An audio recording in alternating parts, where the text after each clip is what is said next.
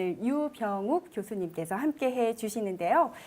교수님께서는 KBS 아침마당, MBC 기분 좋은 날을 비롯해서 많은 방송 등에 다수 패널로 출연하셨고 한국국제협력단 자문위이시자 현재 순천향대학교 부속 서울병원 가정의학과에 몸담고 계십니다. 여러분 댓글 박수로 맞이해 주시면 감사하겠습니다. 국민주치의 유병욱 교수님 강의 부탁드립니다.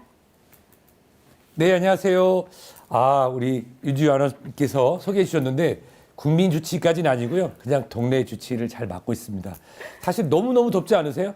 아니 매년 덥다 하는데 2024년 작년이 더운지 기억 안 나시죠? 그렇죠. 기억이 잘 안 날 수도 있습니다. 하지만 저희들은 매년 똑같은 것이 반복되는 것을 보고 있어요. 그래서 오늘 저에게 이거 좋은 기회를 주셨는데요. 자, 보이시죠? 보건복지와 한국보건복지인재원에서 이런 좋은 기회를 주셔서 제가 오늘 말씀드릴 내용은 우리 행정안전부에 나와 있는 자료와 그다음에 경기도 소방안전청 그리고 식품의약품안전처에서 나와 있는 자료를 활용해서 여러분들과 소통하고 우리 아이들의 건강, 안전을 위한 시간을 가져보도록 하겠습니다. 저는 소개받은 순천향대학교 부속 서울병원 가정의학과의 유병욱 교수입니다. 오늘 말씀드릴 내용은요. 이 더운 여름 아이의 안전을 위한 준비로서 무더위 안전수칙과 대처법에 대한 이야기가 되겠습니다. 자, 오늘 이 강의록의 맨 처음이 이 질병관리청에서 나온 행안부 소속에서 만들어진 폭염 대비와 온열 질환 예방을 위한 건강수칙 바로 알기라고 하는 그 책자를 열면 앞에 첫 페이지에 나와 있습니다. 최근에는 이제 PDF로도 다운로드 받으셔서 쉽게 보실 수가 있는데요. 그 내용들을 이제 다 보려면 어려울 수 있을 것 같아서 제가 쏙쏙 필요한 것만 뽑아봤습니다.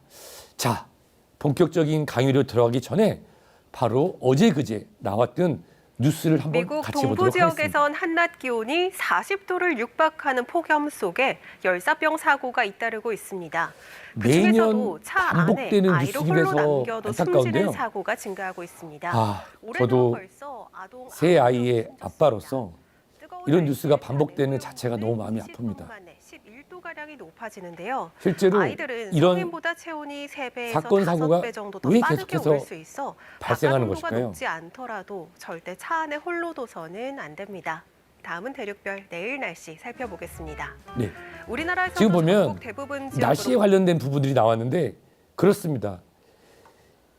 제가 저 뉴스를 처음 보고선 놀란 게 경찰관이 차 문을 부시고 아이를 데리고 나오는데 아이의 체온이 40도가 넘었답니다.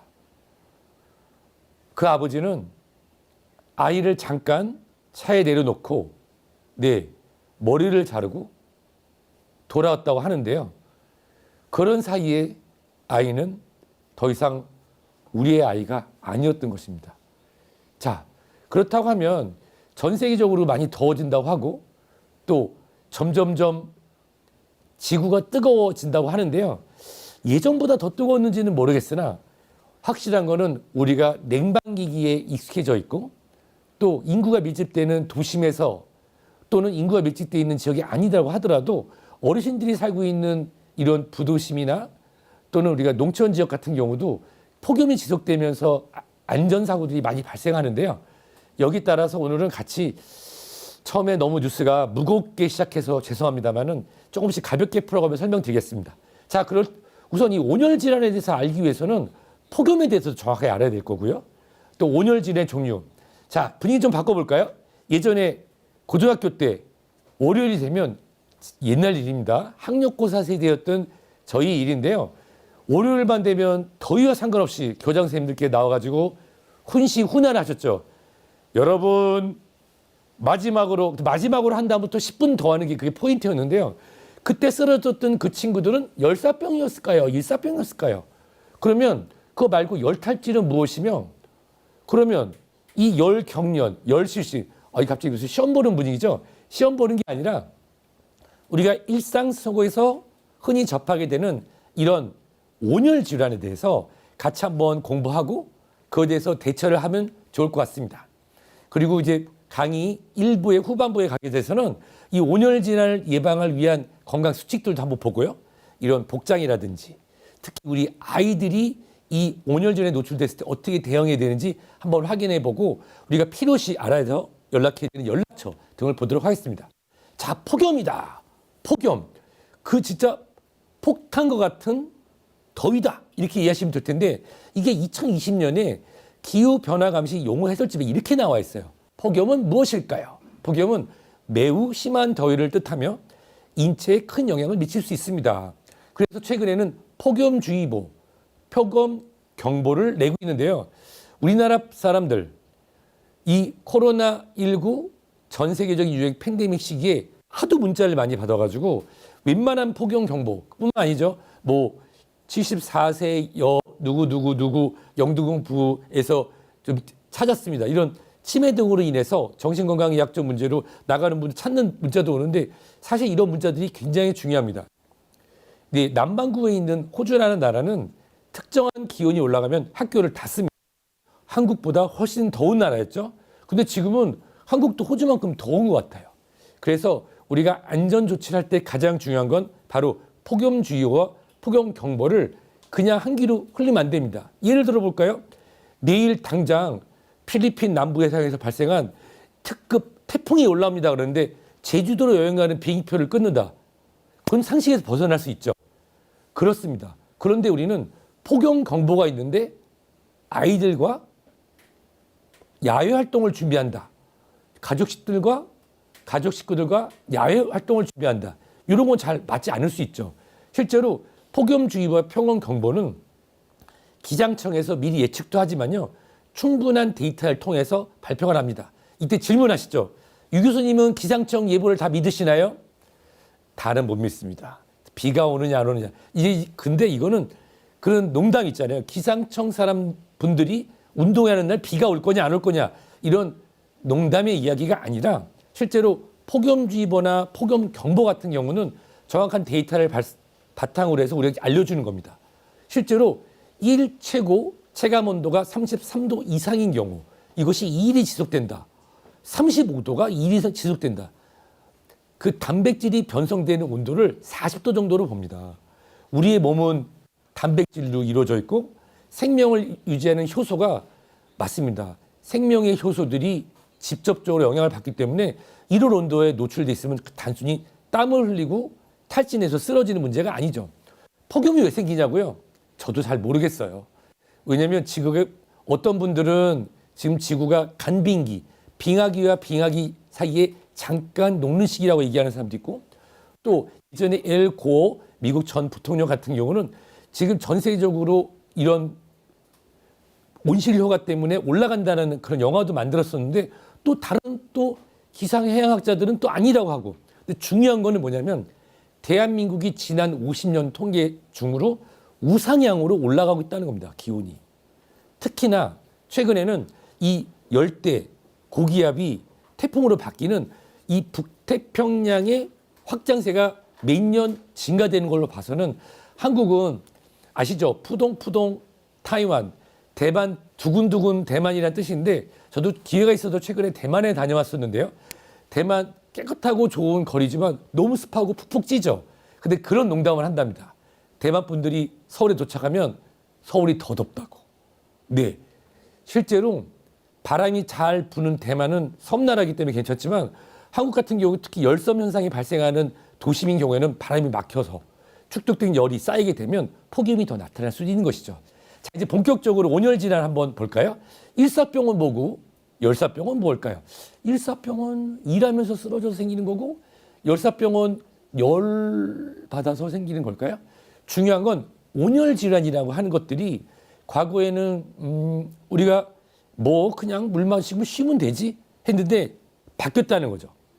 온열 질환은 기존의 고혈압, 당뇨 이런 혈관 질환을 갖고 있는 분들에게는 기존의 질환을 악화시킬 수 있는 질환이 되는 동시에 아이들 같은 경우는 그거 아세요? 아이들은 어른의 축소판이 아닙니다.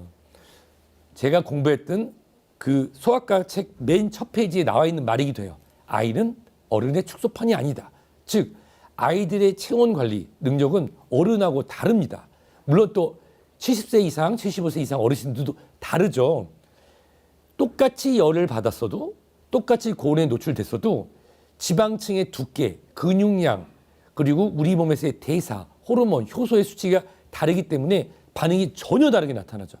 근데 확실한 것은 열에 장기간 노출됐을 때 우리 몸은 뭘로 이루어져 있다고요?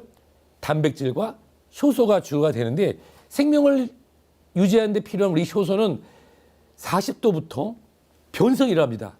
한번 생각해 보세요.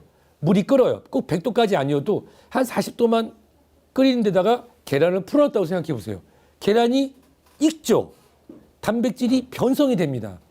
맞습니다. 온열 질환은 우리의 생명을 유지해주는 효소, 단백질, 그리고 혈액, 그리고 우리 몸에 실질적인 많은 생명 활동들이 열에 장시간 노출될 경우에 발생하는데 그 증상으로 두통이나 어지럼증, 피로감, 의식저하가 나타나는데 제가 또 질문 드릴게요. 2살 된 아기가 혹시라도 엄마 아빠 눈에서 조금 벗어난 데 있어서 햇빛에 좀 노출이 됐어요. 그러면 이 2살 된 24개월 된 아이가 엄마 나 머리가 아픈데? 엄마 나 근육정련이 있어? 엄마 나 피곤해? 그렇게 얘기하나요? 아이는 잠에 들기 쉽습니다. 탈수가 되니까요. 근데 문제는 그 아이가 든 잠이 여기까지만 말씀드릴게요. 생각만 해도 무섭습니다. 자, 이 온열 질환 시험에 나올까요? 우리 퀴즈가 있을 거라고 들었는데 퀴즈 문제인지 아닌지 저도 모릅니다. 제가 낸 게 아니라서요. 그만 볼게요. 열사병, 열탈진, 열경련, 열실신, 열부종 등이 있는데요. 열사병은 큰일 납니다. 이거는 실제로 우리가 생명을 잃는 가장 큰 이유 중에 하나죠. 저는 우리나라의 산업 여군분 중에 여러분들을 존경하지만 이분들을 더더욱 존경합니다. 누구냐고요? 조선업에서 일하시는 분들. 그 큰 배가 만들어지는 과정에 그 뜨거운 곳에 들어가서 거기서 또 용접일을 하시잖아요. 실제로 이게 고온에 오래 노출되다 보면 우리 뇌의 시상하부 옆에 보면은 체온을 조절해주는 중추가 있는데 그 중추가 고장나서 외부의 온도를 우리가 잘 조절을 못하고 이 열사병 환자분들은 땀이 나지 않습니다. 땀이 나야 우리 체온을 조절하잖아요. 더우면 땀을 우리 몸에 있는 온도가 밖으로 나가면서 체온이 조절되는데 열사병 상태가 돼서 고온에 오래 노출돼서 그렇죠. 체온 조절 중추 이게 문제일까요? 체온 조절 중추가 고장나는 경우라고 하면은 열사병으로 심한 경우 신속하게 조치를 하지 않으면 사망에 이를 수 있습니다. 우리가 보통 일사병이라고 하는 것이 일사병의 그 일이 바로 해일자, 한자로 해일자를 쓰는데요. 햇빛에 오래 노출돼서 탈진된 경우를 우리가 일사병, 의학용어로는 열탈진이라고 합니다. 열탈진 환자분들이 우리가 가장 흔히 보는데요. 땀을 많이 흘리고 힘이 없고 그리고 창백함과 근육정련을 보이죠. 근데 질문하시고 싶은 게 있을 거예요. 오른쪽에 보면 질병 코드라고 써 있네요. 그렇습니다. 열사병, 일사병 또는 열탈진 이게 다 병입니다. 치료가 필요한 병이에요. 그 외에도 오랜 시간 고온에 서 있어서 다리에 쥐가 난다. 열경련. 그리고 우리 고등학교 때 교장 선생님 훈시 말씀을 갖고 쓰러지는 친구들. 열실신. 그리고 열부종이라고 해서 더운데 오래 있으면 발목, 그 양말 위에서 퉁퉁 붓는 이런 증상들이 나타나죠. 자, 일사병은 열탈진과 비슷한 이유지만 약간 달라요. 그래서 최근에는 열탈진이라는 표현을 더 사용하고 있습니다. 자, 온열 질환에 취약한 사람. 인간의 노화는 피할 수가 없습니다. 나이가 들면 땀샘이 줄어요. 땀이 덜 나요, 어르신들은. 땀 배출이 적다 보니까 체온의 조절등이 떨어지게 되죠. 온열 질환에 노출되기 쉬운데 문제는 어르신들은 갈증을 잘 느끼지 못한다는 겁니다. 자, 제가 한번 여쭤보고 싶은데 우리 이장영님, 이정수님, 허배수님, 그 다음에 로템나무숲 공동생활가정의 이한희님, 갈증을 느낄 때마다 물을 마시는 게 좋다. 정답은? 그렇죠. 맞습니다. 갈증을 느꼈으면 이미 우리 몸은 탈수가 진행된 겁니다. 탈수가 진행된 거예요. 그렇기 때문에 이미 고혈압, 당뇨 등의 만성질환을 앓고 계신 어르신들 같은 경우는 이걸로 피떡이 생기고 끈적끈적해서 쓰러지기 쉽겠죠. 그나마 그래도 어르신들은 전화해요. 친정엄마한테 엄마 좀 물 좀 자주 먹어. 마셔. 하면 에이 그래도 우리 딸밖에 없네. 그러고서는 물이라도 드시죠. 근데 아이들 같은 경우는 기본적으로 신진대사가 더 높아요. 애들 보면은 땀 설설설설 송송송하고 자죠. 실제로 성인보다 신진대사가 높고 이 체중당 체표 면적이 높아서 고온, 외부 온도에 크게 반응합니다. 조금만 추워도 체온이 떨어지고 조금만 더워도 체온이 올라갑니다. 그런 반면에 체온 조절 중추가 어르신들은 점점 악화되고 있고 아이들은 조절이 충분히 되지 않아서 열이 한참 들어와야 그때 땀이 나요. 그리고 아이들은 뭐다?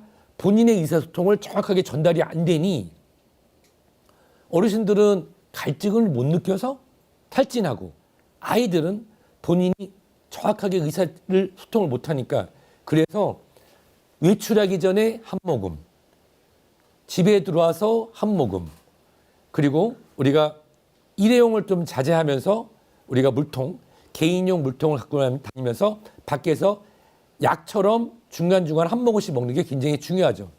그 외에도 오늘은 우리 어린이들에 대한 얘기도 하지만 주변에 우리 가족들, 어르신들 같은 경우도 실제로 심뇌혈관 환자로 기존에 병이 있은 분들은 그쵸 점점 끈적끈적해서 혈전이 생기기 쉽겠죠. 고혈압 같은 경우는 더웠다 추웠다 에어컨 있는데 밖에 들어왔다 하니까 이 혈압 상승과 하각의 폭이 커지면서 혈관 건강이 나빠질 수 있습니다. 결국은 수분 섭취가 중요하다는 거죠. 그리고 어머님들 오늘 강의를 들으신 분들의 대부분이 우리가 안전 관련된 분들 어머님들이 많으실 거라고 생각돼요. 특히 우리 안전 관련 시설에서 근무하셔서 이미 잘 알고 계시고 전문가분이시지만 저랑 소통해서 다시 공부하시는 분들도 대부분 어머님의 가능성이 크신데 30대에서 40대 초반의 젊은 여성분들이 낮은 정상 혈압, 즉 저혈압을 경험하기도 합니다. 땀을 많이 흘리게 되면 저혈압을 경험해서 쓰러질 수도 있고요. 당뇨병 환자분들은 땀을 많이 흘리면서 혈당이 상대적으로 올라갈 수 있고 콩팥 기능이 떨어지는 분들은 물을 너무 많이 마시거나 물을 충분히 마시지 못하거나 또는 물 대신에 과일 음료나 다른 음료를 드시면서 신장 기능이 떨어져서 이 신장 기능이 악화되는 경우가 많죠. 저는 그렇게 생각해요. 오늘 이 안전, 더운 여름 아이의 안전을 위한 준비라고 하지만 우리 아이뿐만 아니라 주변에 있는 가족분들을 위한 같은 좋은 시간이 됐으면 좋겠습니다. 어르신, 노인, 우리가 아끼고 돌봐줘야 되는 어린이뿐만 아니라 지금 강의를 들으시는 당신일 수도 있고요. 그렇죠? 본인 당신일 수도 있고 또 그분 들으시는 분들의 가족분, 부모님, 친구, 친척분들의 고혈압과 정상 저혈압, 고혈압과 정상 낮은 혈압으로서의 저혈압, 당뇨병, 신장질환 환자분들도 우리가 지켜보면 좋습니다. 자, 열사병. 아까 했던 얘기, 왜 똑같은 얘기를 또 하냐고요? 그거 아시죠? 똑같은 얘기를 3번 해도 30%밖에 못 알아듣는답니다. 나중에 물어보면 일사병, 열사병 헷갈리죠? 열사병은 그 말 그 자체로 열이 우리 몸에 영향을 줘서 체온 조절 중추가 그 기능을 상실한 거예요. 열사병은 사망에 이를 수 있습니다. 열사병 환자의 특징은 체온이 높은데 땀을 거의 흘리지 않아요. 땀이 나는 경우가 드물어요. 그리고 환자분들이 의식을 잃기 전까지 심하게 두통을 호소하고 구역구토, 오심, 그리고 심장 박동수가 두구두구두구두구 빈맥을 하고요. 그리고 혈압이 갑자기 뚝 떨어집니다. 심한 경우에는 근육이 깨지면서 횡문근 윤회증이라고 근육에 있는 덩어리들이라든지 또는 이제 전해질이 막 나와가지고 콩팥이 망가지고 심근경색이 올 수도 있고 심지어는 장이 혈액순환에서 장을 잘라야 될 수도 있어요. 어떻게 되냐고요? 제일 먼저 제발 사람 좀 구해주세요. 맞습니다.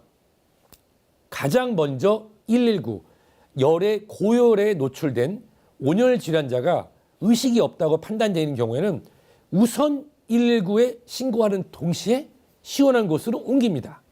그리고서는 옷을 좀 편안하게 느슨하게 풀어주고요. 특히 아이들 같은 경우 시원하게 풀어주고 그 다음에 물을 적신 수건을 올리고 선풍기를 또는 수건으로 이게 승화열이라고 해서 에어컨이 있는 곳에 가는 것도 물론 도움이 되지만 찬물이 아니라 그냥 일반적인 찬물을 쓰게 되면 오히려 체온이 일부 오를 수가 있거든요. 뜨거운 물이 아니라 보통 일반적인 물을 수건 등의 수건이 없다 보면 아이 벗긴 옷 또는 주변에 있는 사람의 옷을 적셔서 길에서 발견됐다고요? 가까운 편의점으로 들어가서 물을 사요. 뿌려요. 덮여요.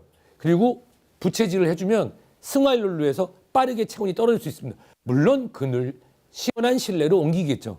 그리고 만약에 물주머니를 구할 수 있다. 네, 대한민국은 정말 다행인 게 곳곳마다 그렇습니다. 편의점 있죠.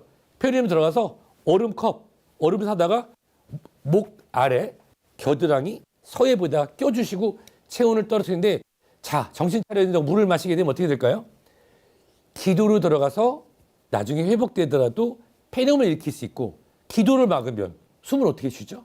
따라서 의식이 없는 분에게 뭘 먹이거나 하는 거는 피하고, 우리 응급구조사분들이 도착하실 때까지 또는 의료진이 도착할 때까지는 우선 의식을 회복할 수 있도록 체온을 떨어뜨릴 수 있도록 도움을 줍니다.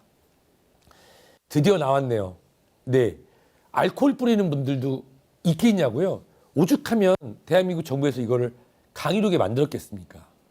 예, 열사병이 의심되는 사람 있으면 119 빠르게, 또는 지나가는 경찰, 소방, 우리 의료기관으로 갈 수 있는 최대한 빨리. 자가용으로 가면 안 되냐고요? 자가용으로 가도 됩니다만은 가능하면 빠르게 이송할 수 있는 기관. 왜냐하면 자가용으로 가는 경우에는 이런 교통 신호라든지 환경이 막힐 수도 있기 때문에, 그러면 어디로 가야 되냐고요? 동네 병원이 아니라 주변에 응급구조센터, 응급의료센터, 광역의료센터가 있습니다. 녹색 창이나 또는 우리가 안경 검색창에다가 지역 응급의료센터, 광역의료센터를 치시고 그쪽에 가시면 빠르게 처치를 받을 수가 있습니다. 알코올은 소독할 때 쓰는 거지, 그렇죠? 화장품도 네, 먹지 마세요, 피부에 양보하세요, 똑같습니다. 알코올은 소독용입니다. 아이에게 뿌리게 되면은 오한을 초래하고 피부 혈관을 통해서 독성을 일으키거나 오히려 체온을 올릴 수 있습니다. 열탈진, 사실 열탈진이 가장 많죠. 엄마, 나 학원 안 가면 안 돼? 왜? 너무 졸려. 야, 학원 가야지, 얼만데. 그럴 게 아닙니다. 아이가 지금 밖에 있다 왔어요. 근데 애가 졸려하고 하는 게 밤새 노트북을 보거나 친구랑 놀아서 그런 게 아니라 땀을 많이 흘려서 수분과 전해질 균형이 깨졌을 수도 있어요. 아이들이 가장 많이 허전한 게 뭐냐면, 선생님, 저 너무 졸려요. 그랬을 때 우리 어린이집이나 어린이 보육시설에 계신 선생님, 그리고 가정에서 우리 어린이들의 건강을 지켜주시는 주부님들, 아이들이 더위에 노출됐을 때 졸린다고 하는 것은 바로 열탈진인 가능성이 높습니다. 아이들이 어머니, 저는 외이도 전정신경계 이상으로 어지러워서 매니르 병이, 그렇게 얘기하는 애기들은 없죠. 의대 가실 겁니다. 애기가 그냥 애들이 대부분 다 엄마 배고프고 졸려요. 이게 열탈진일 수 있다는 거예요. 그래가지고 애를 막 달려 빨리 먹고 하고 가, 그게 아니에요. 그래서 아이한테 충분히 수분 공급을 하고 시원한 공급하고, 집에 있다고 하면 미지근한 물로 샤워를 시키고, 그리고 약간 몸이 젖은 상태로 해서 에어컨 바람을 바로 쐬는 것보다는 선풍기를 좀 멀리 해서 피부에 묻어있는 이 물이 바로 승화가 되면서 체온을 빠르게 떨어뜨릴 수 있게 하고 수분 섭취를 진행하는 게 좋겠죠. 그렇습니다. 시원한 곳에서 쉬게 하죠. 우선은 물이 가장 좋아요. 근데 저는 이온음료에 관련된 질문을 많이 하시는데, 이온음료 차게 먹으면 안 되냐고. 포카리 땡, 게토 땡이 이런 것 있잖아요. 물론 초기에는 도움이 됩니다만 전 이렇게 말씀드리고 싶어요. 그 안에 그 킬레이트라고 그래서 작은 우리 눈에 보이지 않는 성분들이 떠 있어서 장내 세균총에도 도움이 되는 네, 보리차를 저는 추천드립니다. 그렇으면 여기서 질문 나오는 게 생수가 좋냐 정수기 물이 좋냐, 정수기를 먹으면 미네랄이 없는데 건강에 도움이 되냐인데 이런 얘기 하는 게 아니죠. 우리 아이가 열탈진을 쓸 때는 당분이 없는 수분을 섭취시킨다. 가능하다면 그냥 물이 좋겠다. 그리고 준비된 게 있으면 보리차면 더 좋겠다.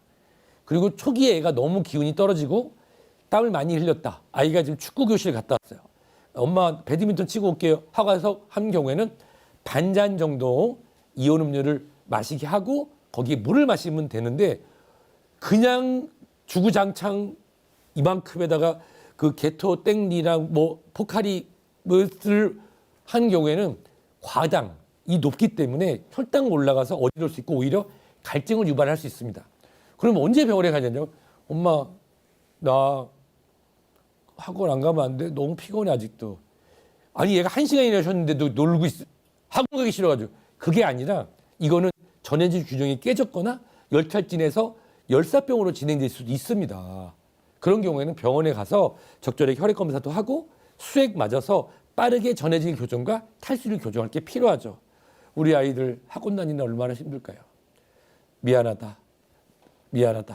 네, 그렇습니다. 아이들이 졸린다고 할 때 그것이 진짜 졸린 게 아니라 이렇게 더운 여름, 무더운 여름에는 열탈진일 수도 있다는 거. 이 둘의 차이는 이제 다 아실 거예요. 열사병은 총각을 다투고 정말 생명이 위험할 수 있습니다. 그렇죠? 근데 열탈진하고 열사병 초기에 구분을 할 수 있냐고요? 이병혁 교수님은 의사니까 할 수 있냐고요? 솔직히 말씀드리면 초기에는 저도 구분하기 어렵죠. 다만 의사들도 귀가 큰 사람들이 명의가 됩니다. 귀가 제가 큰가요? 무슨 얘기냐면 많이 들어야 돼. 아, 이분이 고온 환경에 노출되는 직업을 갖고 있다. 할머니가 쓰러져 오셨는데 비닐하우스에서 발견됐다. 이런 경우는 열사병을 많이 생각하죠. 아이가 아까 미국의 사례처럼 응급구조사분이나 경찰관이 응급구조센터에 왔는데 부모님이 잠깐 장 보는 사이에 차에 오래 있었다. 열사병을 의심합니다. 하지만 선생님 애가 그냥 쓰러졌어요. 큰일 났나 봐요. 뭐 했는데 축구하고 와가지고요. 열탈진인 가능성이 크죠. 그러니까 그러한 이야기를 통해 보고 체온을 측정하고 그리고 땀을 얼마나 흘렸는지 정확한 건 열사병이 의심되는 환경에 노출된 아이가 발견되는 즉시 119에 연락하고 조치를 하기 위해서 시원한 곳으로 옮기고 그렇죠? 다시 한번 공부해 볼까요? 중요한 겁니다. 시원한 곳으로 느슨하게 물을 뿌리고 선풍기 당연히 그리고 얼음 주머니를 채워줘야죠. 예, 주변에 있는 편의점 등에 들어가서 사람이 당황하면 기억을 못할 수가 있어요. 하지만 당황하지 마시고 얼음 사다가 겨드랑이 사타구니 껴주고 물을 껴안줘서 승화열로 체온을 떨어뜨리고 응급구조사분이 올 때까지 의식이 없는 아이한테 먹이면 안 되죠. 자, 갑자기 또 시험 보는 분위기로 바뀌었죠. 시험에 나올까요, 여기? 글쎄요, 저도 모르겠는데 강의 계속 듣다 보면 스피치 퀴즈 문제에 답이 나옵니다. 열사병과 열탈진, 의식이 있다 없다로 나눌 수가 있고요. 열사병은 이 중추가 고장났으니까 의식이 떨어지겠죠. 체온이 높은데 땀이 안 나면 열사병의 가능성이 많습니다. 열탈진은 애가 계속 축 처지고 졸려하고 땀에 젖어 있어요. 나머지 증상은 구분이 잘 안 되죠. 시원한 것을 휴식하고 수분 섭취하면 좋아지면 열탈진이지만 1시간 이상 지속된다면 얘가 학원 가기 싫어서 꾀를 부리는 게 아닐 수도 있으니 병원에 가셔야 됩니다. 여기부터는 조금 제가 마음이 편합니다. 열경련이다. 이게 바로 그거죠. 아이들이 진짜 애들은 힘이 넘쳐요. 나가가지고 저희들은 이제 들어서 점점 배터리가 꺼져서 충전기만 꽂으려고 하는데 애들은 학원 가서 조는 거 빼놓고는 계속 뛰어들죠. 축구하고 또 와서 배드민턴 하러 가고 태권도를 하고. 근데 그때 발생하는 게 바로 열경련입니다. 나트륨, 염분 성분을 비롯해서 칼륨이나 마그네슘 등이 땀으로 배출이 돼서 근육이 충분히 이완과 수축이 안 돼서 경련. 이걸 전문용어로 뭐라고 한다고요? 야옹. 네, 쥐가 난다고 하죠. 맞습니다. 열경련은 쥐가 나는 일부라고 생각하시면 돼요. 네, 충분하게 휴식하고 물을 섭취하게 합니다. 근육 마사지를 하는데 자, 여기서 핵심이 뭐냐면 마사지를 하는데 무슨 마사지라고 하죠? 막 때리고 그런 게 아니라 그냥 근육의 진행 방향대로. 제 다리가 혹시 보이실까요? 보이시죠? 감독님 제 다리가 잘 보일까요? 네. 보통은 혈액이 밑으로 내려갔다 위로 올라가니까 마사지를 할 때는 이 림프 부종을 막기 위해서 이렇게 마사지를 해서 이게 아닙니다. 이거는 그냥 그거하고 자 이렇게 해서 이렇게 림프 위로 천천히 올라올 수 있도록 순환해주고 풀어주고 천천히 올려주고 풀어주고. 이게 중요한 게 뭐냐면요. 혹시라도 아이가 본인의 그런 운동 역량을 넘어서 운동을 해서 열경련이 왔다. 실제로 이 근육경련이 온 경우 이게 그냥 대부분은 풀립니다만은 1시간이 지속되는 경우에는 횡문근 융해증이라고 아까 열사병의 증상 중에 근육 세포가 파괴되는 얘기 들었잖아요. 발생할 수 있습니다. 실제로 우리 태극 전사분들 정말 열사의 나라 중동에서 근육 나서 막 근육 손상이 있었다.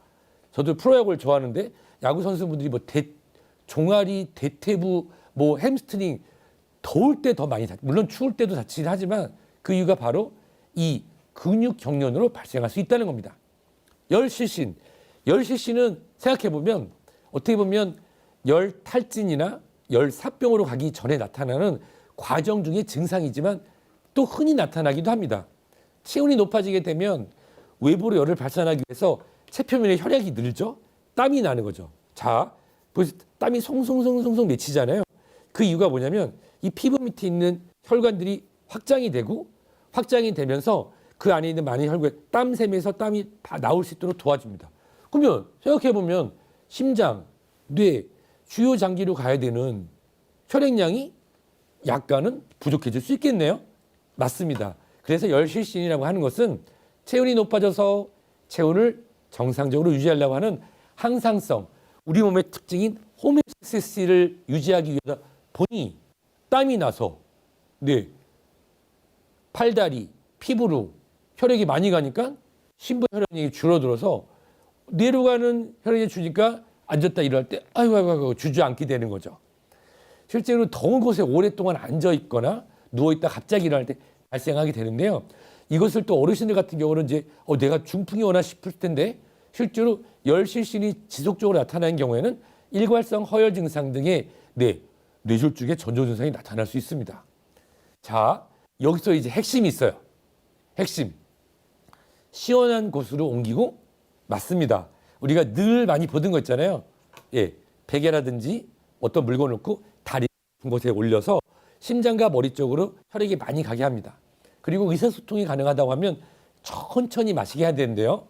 자, 여기서 장어 퀴즈 나갑니다. 찬물이 좋을까요? 미지근한 물이 좋을까요? 정답은 맞습니다. 미지근한 물을 드시는 게 맞죠. 네, 찬물을 마시면 어떻게 된다고요? 상대적으로 일시적으로 우리 몸의 교감신경이 풀어가지고 오히려 일시적으로 체온이 올라갈 수 있습니다. 열부종. 어떻게 보면 열부종은 아이들보다는 어머님들이나 어르신들한테 더 많이 나타나죠. 이게 더운데 오래 서 있다 보면 발목이 띵띵 보이는 경우가 있어요. 이런 경우 보통 우리가 열부종이라고 하는데요. 이런 경우는 시원한 것에 하고 이 부종이 발생한 부위를 심장보다 높게 하면 자연적으로 빠집니다. 어떻게 보면 열부종이라든지 열실신, 열경련 이런 증상들이 진행이 되면 열사병이나 열탈진으로 진행되는 거니까요. 열경련과 열실신 그리고 열부종에 대한 우리가 지식도 알고 있다고 하면 이런 증상이 나타날 때 우리가 빠르게 열탈진이나 열사병으로 가지 않게 초보교사TV 미지근 햇별사랑님 미지근 임정자님 미지근 정답입니다. 상품은 제가 25년 뒤에 우연히 만나면 드리도록 하겠습니다. 그러면 온열질환 예방을 위한 건강수칙을 한번 보도록 할까요? 온열질환에 대해서는 한번 저희가 쭉 봤었고요. 우선 온열질환의 기본적인 수칙은 시원하게 지냅니다. 그렇게 씻기가 싫었던 중학생이 있었습니다. 접니다. 근데 왜 그 중학교 때는 이렇게 남자 중학생이 이렇게 씻기 싫어하는 거는 뭐 전 세계적이라고 저는 믿고 싶은데 아마 중학교 2학년 때였던 것 같아요. 그때는 분비물도 많고 막 성장할 때라서 땀도 많이 났을 텐데 왜 이렇게 씻는 걸 싫어했는지 깊은 뜻이 있었던 거죠. 저희 어머님이 온열질환을 예방해라. 그래서 저는 머리를 이렇게 스포츠로 빡빡 깎고 다녔던 기억이 나는데 물론 샤워를 자주 하고 더 외출할 때는 헐렁하고 밝은색 계열의 옷을 입어서 태양광에서 반사를 흰색 계열이 좋겠죠. 그리고 최근에는 피부 건강 등을 생각하긴 하는데 아시죠? 양산만 펼쳐도 실제로 체온 상승 0.3도에서 0.7도까지 낮출 수 있다고 하는 연구 결과도 있습니다. 그냥 미스터 선샤인에 나오는 여배우들처럼 이렇게 양산 쓰고 예쁘게 하려는 게 아니에요. 그분들이 다 피부 건강을 넘어서 온열질환 예방을 위해서 어떻게 보면 우리나라도 양산 쓰는 문화가 다시 나왔으면 하는 마음도 있습니다. 저는 이 두 번째 물을 자주 마십니다. 이 부분은 제가 확실히 지키는데요. 자, 지키고 가겠습니다. 맛있습니다.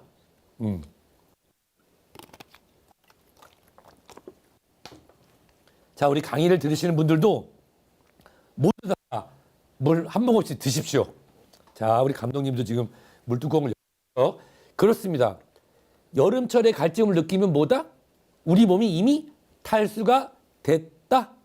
어르신들 같은 경우, 특히 우리 아이들 같은 경우는 정확하지 않기 때문에 주의적으로 외출하기 전 한 잔 또는 반잔, 외출하고 나서 한 잔 또는 반잔. 그리고 저는 오늘 제 걸 못 갖고 왔는데 준비해 주셨는데 우리가 일회용품을 가능하면 사용하지 않는 범위 내에서 개인적으로 저희 막내 같은 경우도 이제 쓰는 물통이 있는데요. 둘째도 있고 거기다 이렇게 해가지고 항상 물을 채워갑니다. 그렇습니다. 갈증을 느끼지 않아도 규칙적으로 물을 자주 마신다.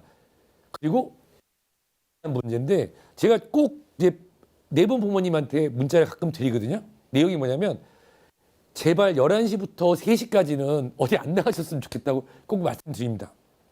그렇죠? 공식적으로는 12시부터 오후 5시인데 가장 더 조심해야 되는 시간은 오전 11시부터 3시. 왜냐? 오전 11시에 시원하다고 나가면 그게 12시입니다. 그렇죠? 폭염주의보, 폭염경보 대한민국 정부가 우리에게 주는 선물이 문자를 보내는 게 그냥 여러분들 띵동 띵동 소리로 깨우려고 보내는 게 절대 아닙니다. 자신의 건강 상태를 살피고 폭염주의보, 폭염경보에 대해서 귀를 기울일 필요가 있습니다. 그리고 제가 다시 말씀드리지만 감사하게도 저도 저희 가정에서 같이 시원하게 아이들과 생활도 하고 제가 원할 때는 시원하게 샤워도 할 수 있습니다. 근데 혹시 주변에 우리 가족, 우리 말고도 주변에 혹시라도 이런 사회적 약자로서 냉방시설의 이런 이점 또는 자주 샤워를 못하는 분들이 있다고 하면 같이 시원하고 같이 돌보는 사이가 되면 이 더운 여름이 더 따뜻해질 것 같습니다. 다른 의미의 따뜻함이겠죠. 자, 건강수치 예방 방법 시원하게 지낸다. 샤워를 자주 하고 땀을 자주 씻어내야 땀 배출을 통해 가지고 체온 관리가 되겠죠. 헐렁하고 밝은 옷, 그렇죠? 맞습니다. 양산, 모자, 요 챙이 넓은 환풍이 잘 되는 모자, 그리고 갈증을 느끼지 않아도 규칙적으로 물을 자주 마신다. 물론 신장질환이 있는 아이들이나 어린이들은 피하는 게 좋겠죠.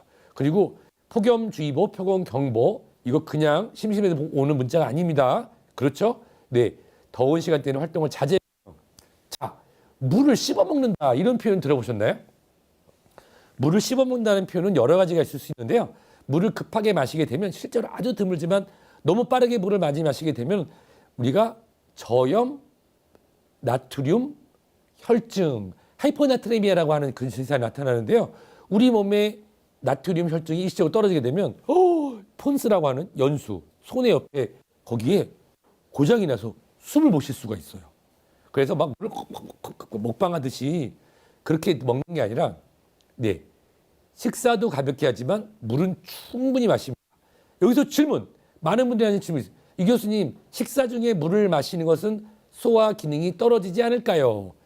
대한 소화기병 학회에서 나온 단답을 제가 대신 말씀드리자면 이렇게 나와 있네요. 일부 어르신이나 또는 위암 등으로 수술적 치료를 받으신 분이 아니라고 하면 식사 중에 물을 마시는 것이 소화력을 떨어뜨리거나 소화 효소의 기능을 떨어뜨린다는 의학적 근거는 빈약합니다라고 써 있습니다. 즉 식사하시면서 물 드셔도 괜찮습니다. 다만 과식하시고 물을 많이 드시는 것보다는 식사하기 전에 물 한 잔 드시면 오히려 또 그렇죠. 위액을 희석시켜서 우리가 식중독에 걸리기 쉽다. 그거는 일부 위산이 적게 나올 거나 위 운동 기능이 떨어진 어르신들이고요. 일반적인 건강한 사람들 괜찮고 아이들 같은 경우는 특별히 문제는 없습니다. 그래서 가볍게 물 한 잔 마시고 식사를 해도 좋고 또 더운 활동할 때는 아주 막 찬물 얼음물보다도 미지근한 물보다는 좀 시원한 물을 자주 드시는 게 좋습니다. 물을 씹어먹는다는 뜻 이해하셨죠? 너무 빠르게 먹다 보면 특수한 전해질 장애로 질병이 발생할 수도 있습니다. 그러면 유명 교수님 저는 커피 없이는 못 사는데요. 시원한 아이스 아메리카노 이게 음수량이 들어갈까요? 정답은 B. 보통 우리가 음수량 계산할 때 의사들이 이렇게 합니다. 커피 한 잔 마셨으면 그만큼의 물이 몸에서 빠져나갔다 봅니다. 그래서 보통 음수량 계산해서 세계보건기구 WHO에서는 물을 8잔 마시는 게 좋다. 뭐 6잔 마셔라. 뭐 그냥 일반적인 얘기고 의학적으로 꼭 8잔 마시라고 하는 그런 근거는 없지만 기본적으로 자주 마시라는 얘기죠. 근데 제가 음수량 계산할 때 8잔 마신 걸로 봅니다. 이해가 되셨나요? 커피 한 잔 마시면 우리가 물 마시고 하나 빠지는 거예요. 최근에는 학생들이 공부한다고 고카페인 함량 음료 있잖아요. 그렇죠? 이게 황소 막 이렇게 있고 빨간 황소 이런 것들도 있고 되게 많은 카페인 음료들이 있는데 이런 것들은 결국 이뇨작용을 통해서 탈수를 유발하고 여름철에 푹 자야 되는데 수면을 방해할 수 있어서 피하는 게 좋습니다. 결론은 뭐다? 물을 마신다. 그럼 아까 다시 얘기해서 탈수한 물이 좋을까요? 아니 정수한 물이 좋을까요? 1번 물이 좋을까요? 물을 마신다. 그냥 물을 마시는 거고요. 어떤 게 좋다라고 말씀드리긴 어렵습니다. 그리고 가능하다면 킬레이트 작용을 할 수 있고 장내 건강을 키울 수 있는 보리차를 끓여서 그러면 옥수수 수염차라든지 결명제 차는 안 되냐고요. 그 부분은 제가 말씀드리기 좀 어렵고 그냥 일반적인 이 털이 생기지 않는 보통 털이라고 하는데 보리차에서 나오는 이런 작은 눈에 보이지 않는 그런 것들이 실제로 장내 세균에 도움이 된다고 하니까요. 오늘 방송 보시고 나서 보리차 한 소끔 끓이셔서 살짝 식혀서 미지근하게 한 잔 드시고 또 아이들을 위해서 시원하게 냉장고에 넣어보면 어떨까 하는 생각이 듭니다. 자, 저는 운동이라는 표현을 쓰는데 이제 물론 요즘에 이제 골프가 많이 대중화되긴 했습니다만 여전히 좀 가격적으로나 진입장벽이 있다고 저는 보는데요. 저는 이제 골프를 한국에서 해본 적은 한 번도 없습니다. 네, 아는경님 오늘부터 물을 자주 마셔야 해주는데 감사합니다. 아는경님. 네, 실제로 골프장이 옛날에 그랬대요. 저는 한국에 한 번도 가본 적이 없는데 뭐 얼마를 하고 나면 소금을 먹으라는데 그거 아시죠? 우리 몸에서 염분이 빠지고 물이 줄었어요. 그럼 우리 몸의 상대적인 나트륨 올라가는데 거기 소금을 먹는다고요? 아니죠. 아닙니다. 온열 질환 예방 목적으로 소금이나 이열음료를 별도로 드실 필요는 없습니다. 우리의 몸 콩팥은 항상성을 항상 유지해 정말 아주 특수한 경우 아니면 소금물을 타먹이거나 그럴 필요 없고 더군다나 아이들 같은 경우는 신장의 기능, 신장의 안정성 예를 들어서 우리가 버퍼라는 표현을 씁니다. 버퍼가 뭐냐면 안전한 폭이 성인의 안전한 폭이 이만큼이에요. 이 안에서는 변동이 이만큼 돼도 상관없어요. 근데 나트륨, 염분의 수치가 이 정도 범위 있어서 상관없는데 아이들이 이게 좁거든요. 그러니까 탈수가 되거나 마시면 전해질 변동이 커지면 아이들이 문제가 되죠. 단 정말로 의료인이 이런 소금이나 염분 정제를 처방했을 때는 반드시 정해진 용법대로 드셔야 됩니다. 땀을 많이 흘렸을 경우 그런 경우에 이온음료 드실 수 있습니다. 포카리 땡땡땡 뭐 게또 땡땡 이런 거 드셔도 상관없습니다. 다만 그것으로 부족한 수분량을 다 채우시면 안 되고요. 특히 아이들 같은 경우 달달하니 계속 먹잖아요. 그래서 반잔 정도 채우고 물을 마시게 하는 게 중요합니다. 복장은 헐렁하고 밝은 계열. 저는 오늘 최근에 저희 와이프가 새로 해준 옷 강의 입고 났는데 이렇게 짙은 계열보다는 밝은색 계열이 좋습니다. 그렇죠? 그래야 이제 이런 복사열을 직접 우리가 흡수하지 않고 하고 바람이 잘 통하는 소재의 의복이 좋겠죠? 아이들 같은 경우 어머님들이 아버님들이 옷을 잘 챙겨 입히는데 제가 이 선크림만큼 중요한 게 아이들이 모자예요. 이렇게 큰 모자, 챙이 큰 모자를 통해서 직접적으로 이런 이 두피에 피부 손상이나 온도가 올라가는 걸 막아주고 이 피부를 통해서 온도가 올라가는 걸 막아주는 것도 도움이 됩니다. 자, 그 외에도 보면 여러 우리 집에 있는 어르신들도 중요하겠죠? 특히 그러면 더울 때 운동을 어떻게 해요?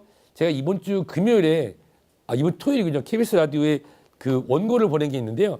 거기에 제가 뭐라고 보내드렸냐면 여름철 운동 가능하면 실내 운동은 서늘한 저녁 시간을 활용하고 평상시의 운동 강도의 60%, 70% 운동하기 전에 물 한 잔, 운동 중에 틈틈이 물 한 모금, 운동 끝나고 충분하게 수분 섭취를 합니다. 실내에서 운동하실 때는 너무 에어컨을 차갑게 하지 않고 우리가 국가에서 정한 우리가 권장 실내 온도를 맞춘 다음에 가벼운 옷차림으로 운동 강도는 80%, 운동 전에 물 마시고 운동 중에 물 한 모금, 운동 후에 물 한 잔을 피하면 좋겠습니다. 자, 똑같은 얘기 또 나오는 이유가 있습니다. 세 번째 나왔죠? 세 번 나오면 10분 중에 이제 3분 정도 이해하시는 거예요. 자, 조금만 더 집중하시면 휴식 시간 드립니다. 샤워를 자주 하고 헐렁하고 밝은색 옷, 외출할 때는 양산이나 모자를 쓴다. 갈증을 느낄 때는 이미 늦었다. 갈증을 느끼기 전에 규칙적으로 물을 자주 마신다. 더운 시간은 피하는 게 좋습니다. 어린이와 어른, 실제로 우리 몸이 균형이 깨져 있기 때문에 피하는 게 좋고요. 주변의 만성질환자 분들도 피하는 게 좋습니다.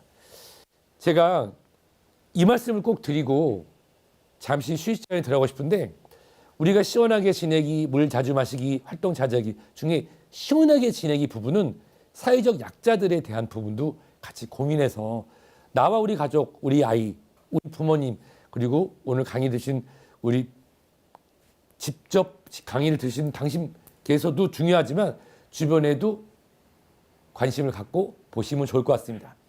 이게 생각보다 당황하면은 잘 모르시는 경우인데, 물론 재난신고 119뿐만 아니라 범죄신고 112인데, 네, 112보다는 119, 그다음 다산 콜센터도 있고요. 민원 상담 110 있습니다. 그래서 최근에는 이제 보건복지 상담센터 129도 있고요. 뿐만 아니라 요즘에는 어플리케이션을 통해서 행안부 국민생활용령 들어가면 안전포털을 들어가고 크게 문제는 없습니다. 다만 일사병은 조금 더 광범위한 의미로 사용되고 있다 보니 열탈진이라는 단어를 사용할 것을 추천드리고 싶고요. 그 다음에 이정희 님께서 주신 질문은요. 물 종류 중에 요즘에 레몬물을 많이 마시는데 하루 수분량에 레몬물을 추가해도 될까요? 정답은 추가하셔도 됩니다. 그 이유는 레몬물은 카페인 등의 이뇨제 성분이 없기 때문이죠. 다만 위장장애가 있거나 위궤양, 십이장궤양 또는 활동성 위염 그리고 역류성 식도염이 있는 분이라고 하시면은 이 레몬물 자체도 크게 위장장애를 일으키지 않는 것으로 되어 있으나 주의가 필요할 것 같습니다. 자, 그러면 다시 들어오도록 하겠습니다. 우리 화면에도 시간 나오게 좀 부탁드리겠습니다. 자, 물놀이 안전수칙. 물놀이 안전수칙. 제가 수영장에 간 게 언제인지 기억이 안 나는데 꼭 이맘때면 또 이런 물놀이 관련된 안전사고 얘기가 많이 나오죠. 그래서 이번 완전히 우리 집에 있는 어린이들의 안전을 위한, 아이 안전을 위한 대책으로 같이 한번 공부하는 시간을 가지면 좋겠습니다. 우선 아이들의 물놀이의 첫 번째 원칙 뭐죠? 혼자 두지 않는다입니다. 보호자나 안전요원의 시야에서 벗어나지 않고, 제가 이런 표현을 쓰거든요. 인텐시브 케어 유닛, ICU. 그렇죠. 중환자실이라는 뜻의 약자죠. ICU.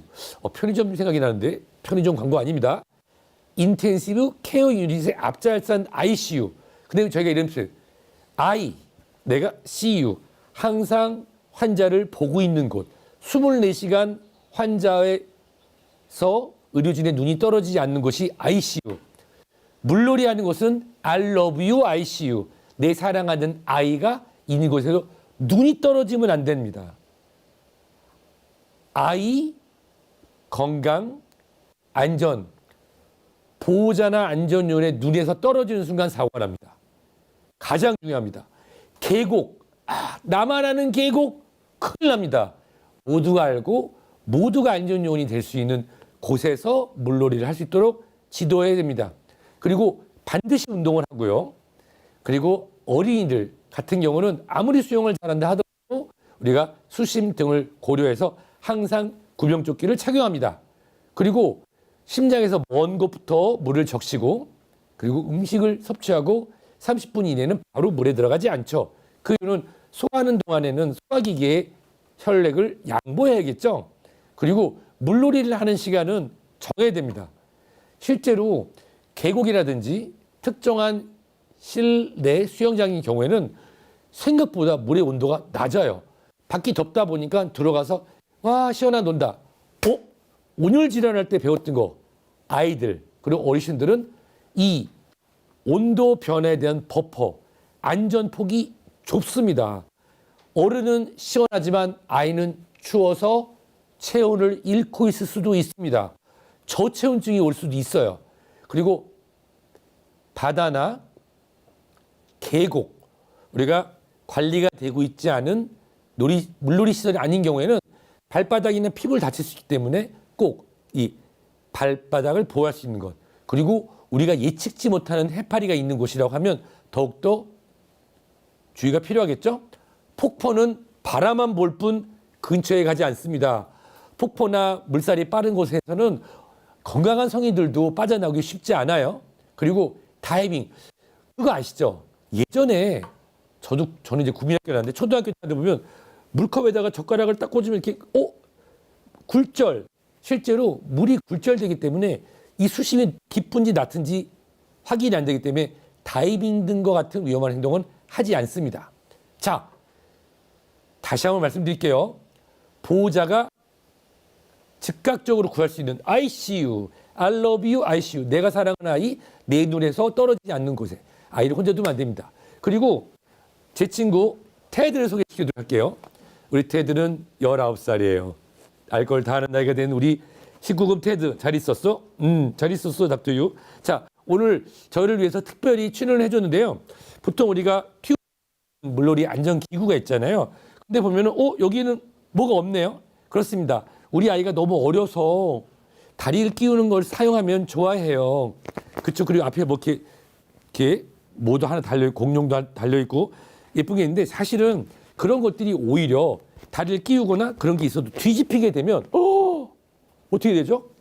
뒤집히면 머리가 물속에 잠길 수가 있죠. 따라서 다리를 끼우는 방식의 튜브 사용은 피하시는 게 맞습니다. 오, 고마워, 테드. 네, 그리고 항상 물놀이 하기 전에 안전교육, 비행기 탈 때마다 막 하잖아요. 왜 비행기 탈 때마다 하나의 생각이 드시죠? 그 이유는 언제든지 발생할 수 있는 사고에 대해서 기본적으로 해야 됩니다. 우리 아이는 물놀이 안전해요. 몇 살 때부터 수영을 가르치는데요? 아닙니다. 물놀이 전 안전교육. 마치 우리가 비행기를 탈 때 안녕하세요. 출입구는 이쪽입니다. 이쪽입니다. 우리 승무원분들이 말씀해 주시는 거 있잖아요. 기계적으로. 안전은 우리가 기계적으로 그리고 습관적으로 지킬 때 안전할 뿐입니다. 따라서 꼭 아이 안전조끼가 없는 날, 꼭 안전용품을 준비하지 않으면 아이들이 다치더라고요. 충분한 게 필요하겠죠. 이 부분은 제가 그 경기도 소방청 안전처에서 나온 걸 자료했는데요. 우리가 아이들이 너무 작다 보니까 여기 누르면 갈비뼈가 부러질 것 같아서 아주 일부지만 배를 누르시는 분이 있어요. 아이가 물을 먹었다 그래서. 그런 경우에는 오히려 물과 위에 있는 음식물이 역류돼서 기도가 막히는 경우가 있습니다. 아이가 물을 먹은 것 같을 때는 어느 쪽으로? 네, 보통 위가 왼쪽에 있거든요. 그러면 왼쪽이 땅에 닿는다. 오른쪽으로 간 있는 쪽으로 하게 되면 음식물이 역류하기가 쉬워요. 자, 일반적으로 위는 왼쪽, 간은 오른쪽이니까 혹시 아이가 의식은 있는데 물을 먹어서 구토할 것 같다 그래서 배를 누르는 게 아니라 엎어놓는 것도 아니고 어떻게? 왼쪽으로 해서 자연스럽게 토하면 손을 넣어서 토사물을 닦아낼 수 있도록. 물을 빼기 위해서 복부를 누르는 거는 절대, 특히 아이들은 큰일 날 수 있어서 피하시는 게 좋습니다. 여기 아이가 물에 빠졌어요. 구해주세요. 즉시 들어가서 수영에 자신 있다고 해서 혼자 들어가신 것이 아니라 인간띠 또는 구조 로프 등으로 하고 큰 소리로 그리고 119에 도움을 합니다. 수영에 자신이 있더라도 절대로 혼자 들어가시면 안 됩니다. 우리 아이 살려야 돼요. 네, 절대로 안 됩니다. 수영에 자신 있는 분이어도 인명구조용품 그리고 도움을 주실 수 있는 분과 같이 들어가야 됩니다. 구명환 없을 경우에는 주변에 있는 마시는 2리터짜리 무슨 5다수, 6다수 이런 물통이라도 빨리 비워가지고 페트병을 빨리 묶어가지고 던지고 그리고 생명을 구하기 위해서 우리가 CPR이라고 하죠. 심폐소생술에 대한 부분들을 부모님들 그리고 우리 선생님들께도 미리 이거 BLS라고 하는 베이직 라이프 서포트라고 하는 BLS 교육은 온라인 오프라인 교육을 통해서 자격증을 딸 수 있습니다. 그래서 실제로 충분히 준비를 해주신다면 올해 물놀이도 안전할 수 있을 것 같습니다. 자, 이제 식중독의 이해로 넘어가도록 하겠습니다. 식중독의 이해. 제가 준비한 동영상이 있는데 한번 보고 올까요?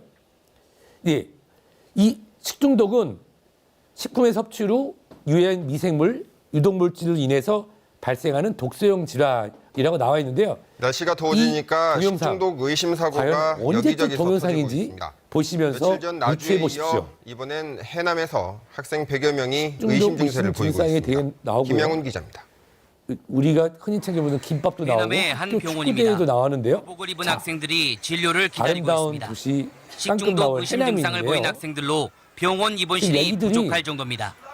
해남 지역 근데 중고등학생들이 이게 과연 집단으로 언제적 설사와 뉴스인지 혹시 복통을 한번 호소하기 예측을 시작한 한번 것은 해보십시오. 지난 15일 이런 주말에 헬스에 관심 열린 있는 분들. 5대5 청소년 옷차림이. 축구대회에 어우, 참가한 뒤 딱 봐도 너무 갑자기 덥네요. 이상 증세를 학생들이 보였습니다. 열심히 뛰는데요. 어제 한 설사하고 어제 배가 아파요, 저녁쯤 어지러워요, 심하게. 갑자기 설사하면서 네. 배 아파가지고 근데 대회 왜 주최 이런 측은 일들이 청소년 계속 축구대회 반복되는 참가 걸까요? 학생들에게 해남의 한 식당에서 만든 김밥을 네. 점심으로 제공했습니다.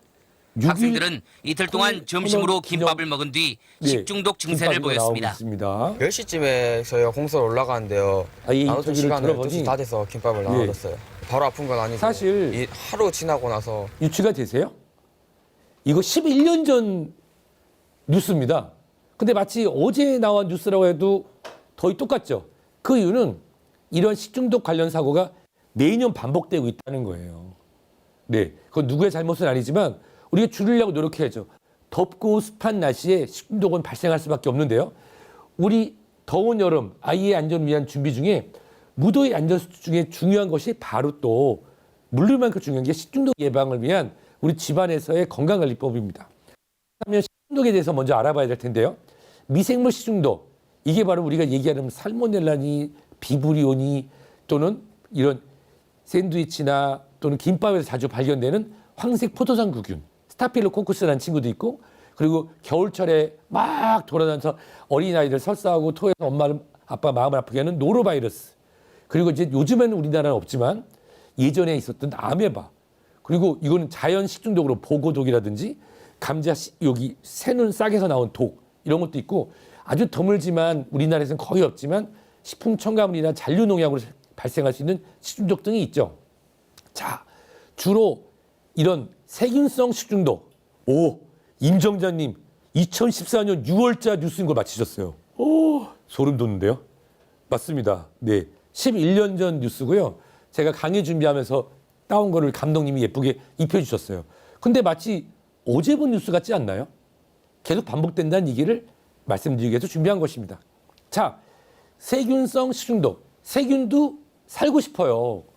근데 세균이 우리랑 같이 살 수 있지 않도록 하는 환경을 만드는 게 우리가 건강한 아이들, 안전한, 특히 이 더운 여름에 안전을 지키기 위해서 중요하겠죠. 근데 문제는 뭐냐면 우리가 이제 위산이 있으니까 웬만하면 약간의 균 정도는 네, 대부분 다 사멸이 됩니다. 근데 문제는 뭐냐면 어떤 특정한 균, 예를 들어 살모넬라든지 또는 캄필로박터 제듐이라고 하는 이런 균들, 또는 장침습성 대장균은 작은 양에도 큰 식중독을 일으킬 수 있어요. 이런 친구들이 바로 특징적인 감염성입니다. 이게 미생물이 몸에 들어와서 자손을 번식시켜가지고 문제를 일으켜요.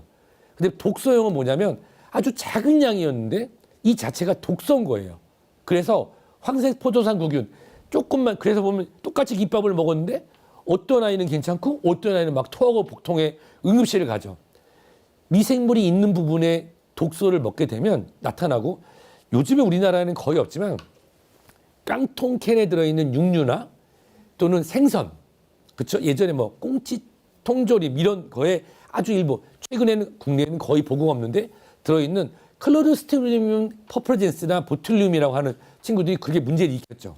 그리고 우리가 정말 노력을 다 하지만 정말 계절적 이유라든지 집단 급식소의 문제로 인해서 발생할 수 있는 이런 바이러스적 식중독으로 인한 노이로바이러스, 또 어린아이들이 이게 먹는, 우리가 예방접종하는 로타바이러스들, 이게 크게 나눠집니다. 보통 식중독이 나타나면 아이들이 뭐라고 하나요? 엄마 배가 아파. 설사 또 했어. 엄마 또 할 것 같아. 보통 구역, 구토, 설사, 그리고 발열이 나타나는데요. 식중독의 과정을 보면 또 외부로부터 우리 몸에 병원균이나 병원체, 독소가 들어가게 되잖아요. 그렇게 되면 우선은 열이 납니다. 그리고 아이들이 건강할수록 또는 아니면 양이 많을수록 구토가 일어나요. 그래서 보통 저희가 어떻게 하냐면 먹고 구토가 시작됐다. 복통이 심하다. 그러면 황석포도상구경 스타필로코커스고 3시간, 6시간 전에 뭐 먹었어? 샌드위치랑 김밥이 그 이제 범위를 잡죠. 그래서 진행할 수가 있습니다. 근데 먹고 12시간 지난 다음부터 애가 갑자기 복통을 일으킨다? 이런 경우에는 침습성 대장균이나 캄필로박터 제균을 생각합니다. 근데 물처럼 쭉쭉쭉 설탕한다? 그런 경우는 이질균 설사가 생각할 수가 있죠. 보시면 발생은 음식점인데 실제로 환자는 학교에서 많이 확인이 되죠. 생각보다 많습니다. 음식점, 학교, 집단 급식소 많이 발생되고 있는데요. 그중에서도 어린이집, 유치원, 기타 복지시설에서 이 최근에 발생한 것으로 나와 있습니다. 그리고 이제 계절적으로 했을 때 가을, 겨울에는 노로바이러스 때는 그거 아시죠? 아이들이 만진 장난감도 닦아야 된다 이런 얘기 들었던 거 기억나시죠? 실제로 많이 나타나고 요즘에는 노로바이러스가 대세인데 그 예전에는 생명을 위협할 수 있는 살모넬라라든지 또는 병원성 대장균, 캄필로드 제균이라는 균들도 있었습니다. 그러면 어떻게 될까요? 자, 지금 이제 7월 2일인데요. 막 올라가는 보이시죠? 이게 더워지기 시작하는 거기서부터 그란 크로스, 큰 이런 교차가 발생하는데요. 바이러스성은 사실은 그냥 꾸준히 발생합니다. 왜냐하면 우리 인간이 바이러스랑 같이 살고 있으니까요. 바이러스는 100% 피할 수는 없거든요.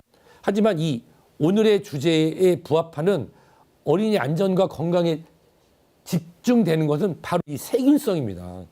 네, 더워지기 시작하면은 세균성 식중독이 증가하게 되는데요.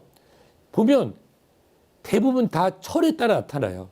특히 지금 병원성 대장균이라든지 이런 친구들이 나타나는데 생닭, 그렇죠. 저 같은 경우는 집에서 이 삼계탕을 만들어 먹었던 기억이 없어요. 하지만 또 어머님들 또는 가정주부분들이 가족들의 보양을 위해서 또 닭을 손질하고 생닭을 하시는 분이 있는데 그런 것들이 6월, 8월에 많이 발생하게 되죠. 살모넬라균의 원인이 됩니다. 그리고 이제 만진 손으로 또 조리하는 경우에도 발생할 수 있고 또 육류 같은 경우도 채소랑 육류를 또 동시에 조리하거나 준비하는 경우에도 발생할 수가 있습니다. 따라서 오늘 저는 어떻게 보면 집단 급식소에서 활용하는 매뉴얼이기도 하지만 집에서 우리 아이들의 여름철 건강 관리를 위한 뭐냐면 이 식중독으로 입원할 때 아이들이 혈변을 보이는 경우도 있거든요. 소장 손상이 소장이 실질적으로 문제가 될 수 있습니다. 따라서 예방법 3가지. 첫 번째, 생으로 섭취하는 채소 과일은 세척 소독 후 사용한다. 여기 보면 염소 소독, 오븐 첨지, 이 염소가 뭔가요? 흑염소인가요? 아니죠. 클로라이드 염소긴 한데요. 이 염소가 만약 없다고 하면은 우리가 실제로 식초를 사용할 수도 있고 또는 락스 계열도 사용할 수 있고 우리가 직접 섭취해야 되는 경우라면 우리가 섭취할 수 있는 그런 소독류를 사용할 수도 있을 겁니다. 그리고 세척한 식재료는 바로 조리하거나 냉장 보관해야죠. 맞죠? 육류는 최소 섭씨 75도씨 이상으로 1분간 가열해야 됩니다. 자, 그리고 손 씻기 위생은 당연하죠. 생고기 또는 생선, 그다음 가금류, 생닭 등은 오염 가능성이 있기 때문에 구분해서 보관 조리해야 되고요. 또 2차적인 오염 방지를 위해서는 칼, 도마 구분은 당연하겠죠. 생선용 도마, 고기용 도마, 그리고 채소, 야채용 도마 따로 쓰고 우리가 조리할 때 특히 생닭 또는 계란, 살모넬라의 감염이 의심되는 경우라고 하면 이런 조리 순서를 할 때 어떻게 하는 게 좋을까요? 그렇죠. 만약에 조리 준비하는데 닭을 먼저 준비하고 하면 다 소독해야 되니까 우리가 보통 그런 경우에는 이 조리가 너무 오래 걸릴 거 아니에요. 그래서 교차 감염도 막고 2차 오염을 막기 위해서 우리가 우선 생채소 등을 먼저 준비하고 그다음에 육류로 넘어가고 맨 마지막에 생닭, 가금류로 넘어가는 거는 아마 저보다 더 잘 아실 겁니다. 그러면 신선한 제품을 잘 고르고 육류 중심으로 했을 때 섭씨 75도 이상으로 1분간 가열, 충분히 익힌 것. 여기서 질문 들어갑니다. 자, 남편이 곰탕을 끓여달라고 해서 곰탕을 끓였습니다.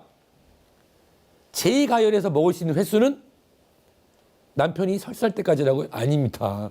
남편도 사람이에요. 그래서 보통 한 번 가열했다가 식혔으면 그 식힌 것을 소분해서 냉장 보관하고 빠르게 먹을 양만큼 데워야 됩니다. 그걸 큰 솥에서 데웠다 식혔다, 데웠다 식혔다. 그거는 예전에 파스텔 아저씨가 세균 키울 때 하는 방법입니다. 아마 더 잘하실 거예요. 처음엔 좀 큰 통으로 조리를 해서 예, 할 수 있지만 한 조금 끓인 다음에 식고 처음에 먹고 남아 식힌 거는 그것을 소분해서 일회 먹을 수 있는 양으로 소분한 다음에 빠르게 재가열해서 한 번 재가열만 더 하고 그러면 한 번 재가열한 다음에는 버리는 게 맞습니다. 빠르게 섭취하고 재가열한 경우에는 여기 제가 말씀드린 재가열은 큰 통 여러 번 하는 거 아니죠? 그리고 제가 오늘 생닭 얘기를 계속 하는데 생각보다 집에서 생닭 또는 계란 최근에는 이제 청란이다 또는 우리가 유통을 거치는 계란 말고 손님들이 뭐 실제 낳은 닭이 시골 닭 이런 거 하는데 그런 경우에는 정말 손 씻기도 잘해야 되고 계란도 잘 씻어 먹어야 되고 이 조리기구 세척하는 걸 잘해 하셔야 됩니다. 이 노로바이러스 같은 경우 이게 아이들이 토해요. 막 토하면 이걸 막 씻죠. 그러면 씻다 보면은 이것을 장난감도 씻고 조리기구도 씻고 해야 되는데 자 우선 씻는 사람 어떻게 될까요? 마스크를 착용하고 비닐자강 앞치마를 해서 노로바이러스로 토사한 토사물과 거리를 두고 합니다. 토사물은 천이나 종이를 통해서 어떻게 바깥에서 안쪽으로 그렇죠. 아유 우리 남편은 좀 이렇게 닦어. 네, 그 남편 시키지 마시고요. 남편도 사람입니다. 아니면 교육을 잘 시키시면 돼요. 자 어떻게 남편들 들으세요. 네, 어떻게 밖에서 안쪽으로 모아야죠. 바이러스를 이렇게 뿌리면 안 되니까. 그리고 사용한 천은 비닐봉투에 넣고 염소소독으로 소독한다. 네, 염소가 없는 집에서는 락스를 한다. 아까 제가 식용 같은 경우는 대량을 하는 경우에만 그런 우리가 식용 연수인데 최근에는 아마 그 집에서는 이제 과일용 세척 용액 또는 야채용 세척 용액 특히 아마 이런 주스도 보셨던 기억이 날 거예요. 상추를 많이 먹으면 대장암에 도움이 된다. 그렇죠. 섬유소도 많고 플라보노이드나 또는 그 안에 있는 항산화 또는 항노화 물질이 많은데 그 기사 그 밑에 뭐라고 나오냐면 최근 연구에 따르면 상추를 많이 먹었더니 대장암이 늘었다. 이런 아주 흥미로운 연구가 있었는데 그 이유는 세척되지 않은 상추에 있던 균으로 대장 점막이 손상됐다는 내용입니다. 다시 말씀드리자면 특히 여름철에는 네 지금 이제 노로바이러스 얘기하다가 아까 말씀드렸던 얘기가 나오는데요. 우리가 먹는 생야채, 과일 등도 잘 씻어야 될 때 우리가 필요하다 하면 인체에 무해한 네 그런 씻어서 먹을 수 있는 용액을 사용하는 것도 방법이 됩니다. 자, 우리가 아이가 토했던 자리는 염소 또는 락스를 사용해서 소독액을 잘 뜨게 하고요. 그다음에 이게 일회용 장갑 같은 경우는 다 버리기 좋고 반드시 손을 세정제, 우리가 세균을 갖다가 죽일 수 있는 세정제로 반드시 닦아야 2차 감염을 예방할 수 있습니다. 손 씻기 하는 방법. 저희 의사들은 예전에 이제 손 씻기 한 다음에 이거를 이제 어떤 동그란 판에 손을 딱 찍어요. 그리고선 그거를 걸어놓고 균이 얼마나 자라는지 봅니다. 그러니까 손 씻기를 얼마나 잘하는지를 보는 거죠. 요거 손 씻기 배지 같은 거 저 같은 경우는 아이들하고 예전에 뭐 하느라고 그 배지 같은 걸 사서 어린이 과학 무슨 도구 해서 실제로 인터넷으로 구입해서 하실 수도 있어요. 아이들 교육과 집에서 우리 아빠 얼마나 손 안 씻는지 오늘 아빠들이 많이 당하는 날이네요. 한번 확인할 수 있는 게 실제로 손 씻기 하고선 그걸 이제 손이나 손가락을 콩 찍은 다음에 보면 거기서 별의별 게 다 자라납니다. 곰팡이도 피고 세균도 나오고 어머. 하지만 30초의 기적. 30초만 잘 씻어도 정말로 이렇게 거품을 충분히 내고 깍지 끼고 비비고 손등 비비고 손가락 돌려 닦기 손톱으로 문지르기 흐름으로 헹구기 종일 타올 접기 종일 타올 여기 바로 기본입니다. 한번 이거는 너튜브라든지 많은 영상에도 잘 나와 있어서 우리 부모님하고 또 우리 선생님들이 아이들과 같이 하고 혹시라도 이 어린이 보호시설이나 교육시설에 계신 분이라고 하면 이렇게 아가 배지라고 해서 이 아가가 잘 자라 우리 아가 그 아가가 아니라 이 실제로 어떤 그 성분의 이름에 약자를 딴 건데요. 이 핑크빛에 있는 아가에다 손을 콩 찍고 나서 한번 균을 키워보시면 손을 더 열심히 닦아야겠다라는 생각이 드실 겁니다. 식재료 관리 요거는 제가 꼭 말씀드리고 왜냐면 저도 식재료 관리를 하는 많이는 도움을 못 줘도 집안일을 좀 도움을 주려고 하는 아빠면서 남편이었는데요. 냉동 만두 돈가스 조리할 만큼만 꺼내야겠죠. 다 꺼냈다가 다시 들어가면 절대로 안 됩니다. 생선하고 아직 조리되지 않은 고기는 5도씨 그 다음에 신선 야채는 10도씨 나머지는 상온 보관 이게 전처리 채소된 것들을 나눠서 진행해야 되는데 이 부분을 말씀드리고 싶었어요. 구분해야 실수하지 않아요. 자, 식품과 비식품, 소모품은 구분하고요. 그리고 일정한 온도와 거리를 유지해야 됩니다. 보면은 이게 지금 언제 썼던 참기름인지 올리브유가 좋다는데 이게 지금 조리 올리브유인지 떠먹는 올리브유인지 봤더니 이게 참치캔하고 막 다 섞여 있어요. 그리고 이게 참기름이든 들기름도 이게 산패가 쉽게 되는데 이런 것들부터 해서 선입선출 제가 편의점 알바를 안 해봤는데 편의점 알바의 그런 가장 큰 룰이 선입선출이랍니다. 근데 대용량 같은 경우 대형마트에서 우리가 좀 저렴하게 좋은 신선한 걸 하시는 우리 주부님들 보면은 사서 이걸 나눠서 하시잖아요. 그때 이거를 유통기간 잘 표시해가지고 선입선출로 정리전도 중요하고 그리고 냉장고는 마술하는 곳이 아니에요. 항상 70%만 채우고 20, 30%는 호흡할 수 있는 공간을 주셔야 됩니다. 냉장고가 숨을 쉬어야 되거든요. 그래서 항상 특히 여름에는 냉장고 온도 잘 맞추시고요. 혹시 냉매 이상이 있는지 최근에는 냉매가 아닌 다른 방식으로 우리가 냉장고가 돌아간다고 하더라고요.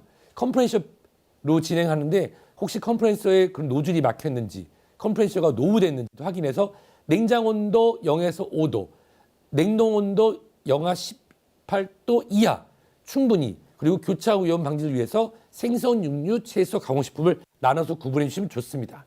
자, 가공할 때 가공식품용 도마, 육류용 도마, 채소용 도마, 어떻게 4개를 쓰냐고요? 그럼 적어도 어패류용 도마는 따로 쓰심으로써 교차 오염을 예방하고 이 순서 참 마음에 드네요. 문제 내고 싶은 만큼 마음에 듭니다. 깍꿍 힌트가 들어갔네요. 네, 채소류하고 싱크대를 세척하고 육류하고 싱크대 세척하고 어패류하고 마지막에 가금류가 되는 것이 좋습니다. 그렇죠. 오염되기 쉽고 세균이 많은 순서의 역순이 되는 거죠. 반대로 하면은 가금류가 가장 오염이 많이 되고 세균이 많다는 얘기니까요. 그리고 해동하는 방법. 우선 냉장 해동을 하죠. 꽁꽁을 냉장으로 옮기고 냉장에서 흐르는 물로 그리고 전자레인지 이렇게 해서 순서를 해야지 그냥 막 넘치게 하고 막 갑자기 꺼내가 녹이다 보면은 특히 온수 해동이나 침수 해동을 하는 경우에는 오염이 될 수밖에 없고 그 안에서 우리 이런 어패류 등이 부패하기 쉽다는 거는 아마 다 잘 아실 겁니다. 특히 흐르는 물 해동할 때 물이 튀지 않도록 하는 해동할 때 해동제는 표시를 해줘야 되고요. 여기 보시면 식품용 살균제가 있어요. 식품용 살균제는 제품의 용도가 식품 살균용인지를 반드시 확인해야 됩니다. 네, 그렇죠. 사람 잡습니다. 살모넬라 잡다가 사람 잡을 수 있어서 꼭 식품 첨가물 및 혼합제제 확인하시고 사용하셔야 되고 살균 목적에 맞춰서 살균제를 사용하셔야 됩니다. 이 부분은 제가 꼭 말씀드리고 싶었어요. 제품의 용도가 식품의 살균용인지 인지하고 사용하시고 요거는 아주 이제 대량으로 조리하시는 분들은 이렇게 정확하게 가열 요리할 때 온도를 확인하시면서 하더라고요. 자, 끝났습니다. 남편 오세요. 월 시간이죠. 네, 설거지 할 시간입니다. 설거지 할 때 우선 찌꺼기를 충분히 따르고 한 통에 다 밀어넣는 요즘에 그런 사람 없죠. 저희 같은 경우도 아이들한테 아들 먹고 나서 먹은 거 최소 한 번 미지근한 물로 헹구고 통에 넣어. 그러면 1차, 2차 해서 나누죠. 찌꺼기 세척하고 기구 살균 소독으로 진행할 때 이런 부분 기구 세척할 때도 야채 일종 세척제 세척제의 종류가 이렇게 다르게 있었네요. 따라서 과일, 야채 세척제와 또 2종 세척제로 실제로 우리 입에 들어갈 수 있는 식기구와 연결되는 부분 그리고 제조 가공용 조리에 대한 세척제가 다르다는 부분을 이해하시면 좋고요. 열탕 소독과 화학 소독을 정기적으로 진행해 주면 좋습니다. 그래서 제가 나중에 이 자료도 드릴 텐데 내용을 보시면 사용시마다 일별, 주별, 월별, 연간으로 하나씩 맞춰서 진행하시면 좋고 환풍기에 들어있는 이 보면 막 정말 끈적끈적하고 시커먼 것들 오늘 저녁에는 남편분과 9대1로 나눠서 남편구 부인 1로 나눠서 일을 한번 시켜보시면 어떨까? 오늘은 스테이크를 조리해 볼 거예요. 기본은 뭐다? 맛? 비주얼? 아니지. 맛보다 중요한 건 안전과 위생. 육류와 채소도만 그래서 따로 써야 이렇게 건강 구분해서 조리. 사용하는 다시 부분 중요한 거 설명드리고 있고요. 또 1인 가족이 지금 많이 늘어나고 있는데 가장 중요한 게 뭘까요? 고급 식재료일까요? 인증샷? 아니죠. 바로 조리기구 1인 가족일수록 더더욱 제일 중요한 건 뭐일까? 세척과 소독입니다. 그리고 하나 더. 이런 규칙을 지키다 보면 안전한 식생활 우리 승리고 가족 모두 식품 건강해질 수 의약품 있다고 안전. 믿습니다. 확인하셨죠? 이건 식약처에서 배포하는 자료를 제가 활용했는데요. 손 씻기와 익혀먹기, 끓여먹기, 그다음에 세척과 소독, 그다음에 구분하기, 보관온도 지키기를 통해서 더 건강한 것을 우리가 할 수 있을 거라 생각됩니다. 이 자료는 배포가 가능한 것으로 제가 편집본이고요. 지금 강의한 내용들은 질병관리청과 식품의약품안전청, 경기도 교육청, 경기도 소방재난청의 자료를 활용해서 오늘 여러분들을 찾아뵙습니다. 더운 여름 아이의 안전 치는 사람 누굴까요? 바로 우리입니다. 우리가 공부해야 아이가 안전합니다. 강의 끝까지 들어줘서 감사합니다.